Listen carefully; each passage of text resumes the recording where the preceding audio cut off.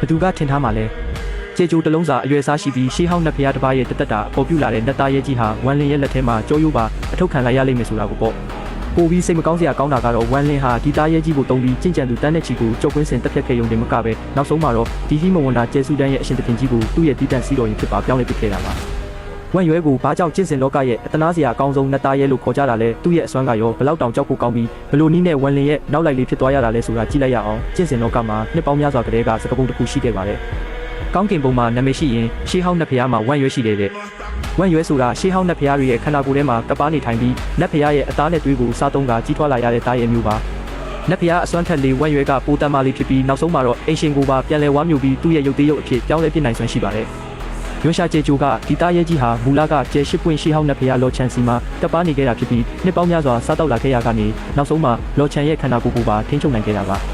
နတ်ဖျားကြီးတည်ဆုံးသွားပြီးနောက်မှာတော့သူဟာအာကာသထဲမှာတူးတဲ့လွင့်မျောနေရင်းနဲ့နောက်ဆုံးမှာကျဲကျိုးတစ်လုံးအဖြစ်အသွင်ပြောင်းပြီး2000ချီကအိတ်ဆက်နေခဲ့တာဖြစ်ပါတယ်။တကြိုလုံးဟာသူ့ရဲ့ခန္ဓာကိုယ်ဖြစ်ပြီးတောင်တန်းတွေနဲ့ကုန်းမြေတွေဟာသူ့ရေပြားပေါ်ကဖုံးမုံတွေသာဖြစ်ပါတယ်။ဂျိုးဘော်ကအစိမ့်ငွေတွေဟာလည်းသူ့ခန္ဓာကိုယ်ထဲကထွက်လာတဲ့အညစ်အကြေးတွေပါပဲ။ဝမ်လင်အသေးတန်ရှာနေတဲ့ရွှေတက်တက်တူဆိုတာကတော့တခြားမဟုတ်ပါဘူး။ဒီသားရဲကြီးရဲ့ခန္ဓာကိုယ်ထဲမှာအမာဆုံးဖြစ်ပြီးရွှေတက်နီယာမန်တွေစူးစီးနေတဲ့သူ့ရဲ့ကြောရိုးပဲဖြစ်ပါတယ်။သူ့ရဲ့အစွမ်းဟာနိဗ္ဗာန်အဆင့်ကြီးမွားခြင်းအထွတ်ထိပ်မှာရှိနေပြီးတတိယအဆင့်ကျင့်စဉ်ကိုရောက်ဖို့ခြေတလန်းပဲလိုပါတော့တယ်။သူ့ရဲ့ခန္ဓာကိုယ်ဟာထိတ်တန့်အင်မော်တဲ့ယတနာတွေနဲ့တန်းတူမှာကြောပြီးဒေါသထွက်လာရင်ရှေးဟောင်းနတ်ဖျားရဲ့လက်မောင်းကြီးတစ်ဖက်ကိုပါဖန်တီးနိုင်တာမို့ဒုတိယအဆင့်ကျင့်ကြံသူတွေဟာသူ့ရှိမှာကလေးကစားစရာလိုပါပဲ။ဝမ်လင်ဟာယွန်းရှာကျိုးကိုလာတော့ကချမ်းနီကျူရဲ့ရွှေတက်ကိုဖြည့်ဖို့ရည်ရွယ်ခဲ့တာပါ။ဒါပေမဲ့စစ်ဆေးကြည့်လိုက်တဲ့အခါမှာတော့ဒါဟာကျေကျိုးမဟုတ်ပဲရှေးဟောင်းသားရဲကြီးရဲ့ခန္ဓာကိုယ်မှန်းသိသွားပြီးပါဆက်အဟောင်းသားဖြစ်သွားခဲ့ရပါတယ်။ဒါပေမဲ့ကျွန်တော်တို့ရဲ့ဝမ်မာစီကတော့ဘယ်တော့မှနောက်မဆုတ်တမ်းအကွက်စင်တက်သူပြီးသားရဲကြီးရဲ့အပိုးတန်ဆုံးကြောရိုးကိုမျက်စိကျသွားပါတယ်။ဝမ်လင်ဟာနတ်ဖျားတတိတွေကိုတုံးပြီးသားရဲကြီးရဲ့နာကျင်မှုကိုလျှော့ချကကြောရိုးကို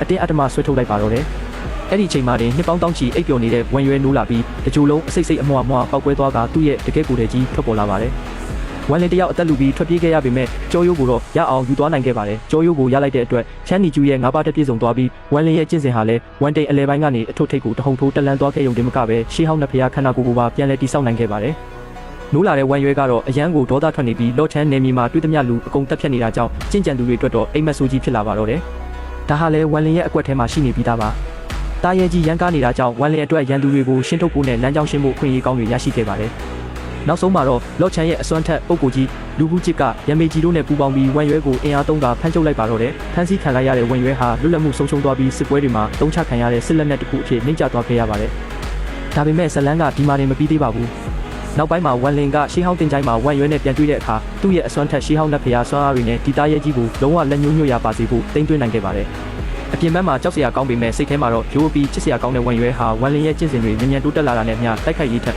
ဝမ်လင်ရဲ့တီးတန့်စီတော်ရင်ဖြစ်နေအိမ်ဆောင်သားရဲကြီးဖြစ်တာအမှုထမ်းပေးရပါတော့တယ်။